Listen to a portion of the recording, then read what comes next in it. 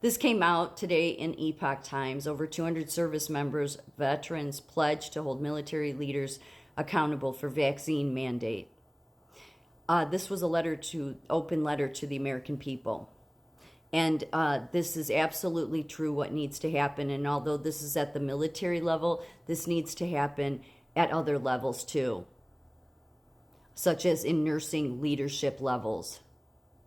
Because once you start holding accountable, and again, it's not just like it's not all the leaders in the military, it's not all the leaders in nursing or medicine, but those that go along with things to stand by their organization, and they should know as a professional that it's not a good idea to put 13 high acuity patients with one nurse. It's not a good idea. It's unsafe. When those leaders that go along with that, and most especially the ones that make excuses for it, are held accountable, then trust will start being restored. That's the only way you can restore trust, and that's what this letter goes on to say, is that there has to be accountability. So it says more than 200 active service members and veterans have signed an open letter seeking accountability over the alleged harm caused by the Department of Defense's implementation of the now rescinded COVID-19 vaccine mandate.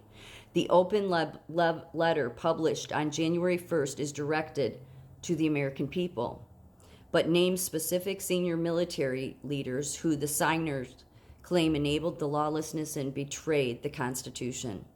Some of the leaders specifically named in the letter include former and current Joint Chiefs of Staff, Service Academy, Service Inspector Generals, and Service Surgeon Generals. The signatories state, quote, "In the coming years, thousands within our network will run for Congress and seek appointments to executive branches of office, while those of us who still serving on active duty will continue to put fulfilling our oath ahead of striving for rank or position. For those who achieved the lawful authority to do so, we pledge to recall from retirement the military leaders who broke the law and will convene court-martials for the crimes they committed." A number of the signatories are veterans who now running for Congress and state-level political offices. These veterans also pledged to introduce legislation to seek accountability by reducing the alleged perpetrator's retirement income to zero. Many of the 231 signers of the letter are still on active duty. Several said they are taking on significant personal risk to stand up for what they believe in and to defend their unalienable rights they feel have been trampled. The Epoch Times spoke to Robert A. Green Jr., an active duty Navy commander and author of Defending the Constitution Behind Enemy Lines. As the author of the open letter, he employed the framework and phrasing of Thomas Jefferson's words in the Declaration of Independence to address what he describes as the current crisis of trust in the country's military.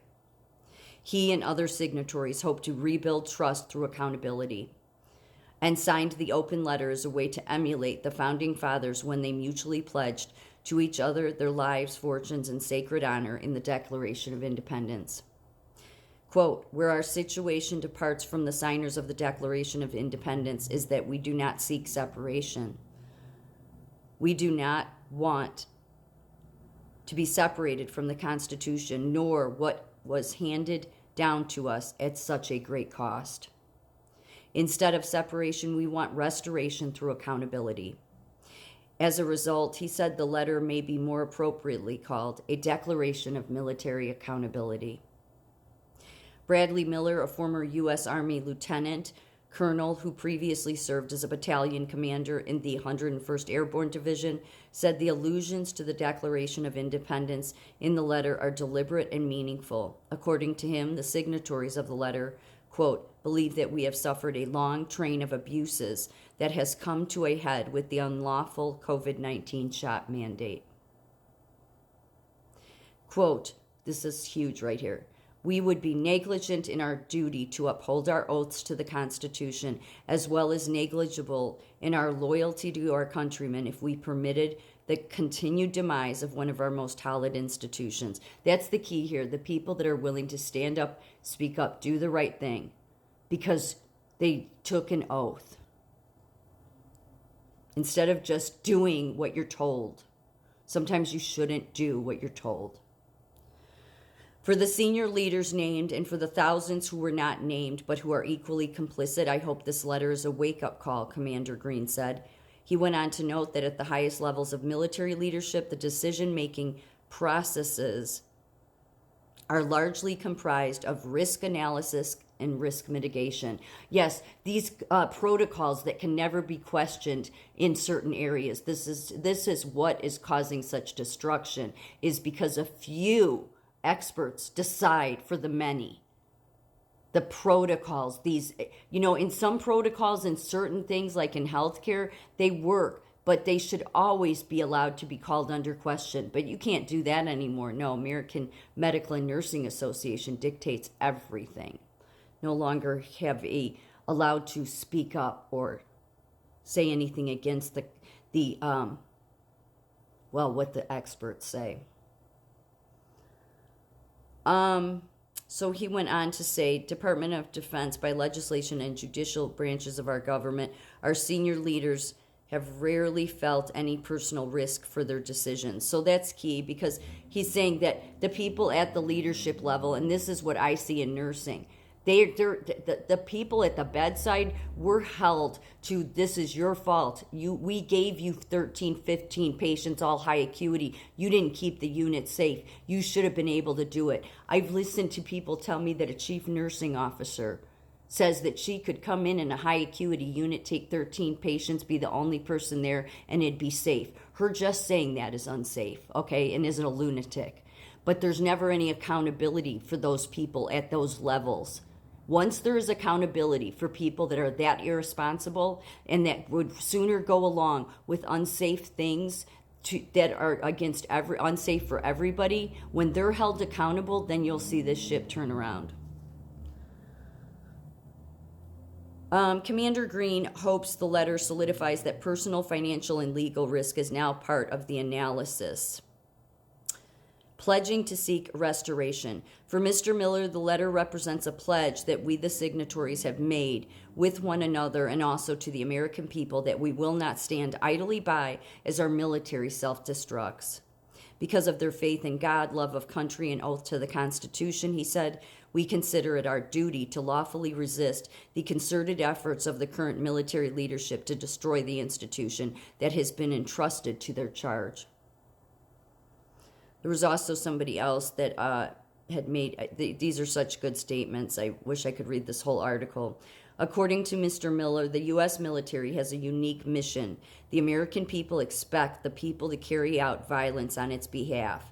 In a series of questions, he said, how can the people trust an institution to ethically carry out its missions if it wantonly violates the law? How can the American people trust a military that has harmed its own members and rather than acknowledge that harm, doubles down by insisting that its course was lawful, productive, and necessary? The signatories demanding unequivocal acknowledgement of the unlawful nature of the COVID-19 shot mandate and the harm it has caused. We demand full accountability for those responsible for perpetuating this deliberate disaster on our servicemen, their families, and by extension, the nation. And we demand, inasmuch as possible, complete restitution for those harms by this criminal activity. Without this complete reckoning, he said, our military will not recover from this ongoing nightmare.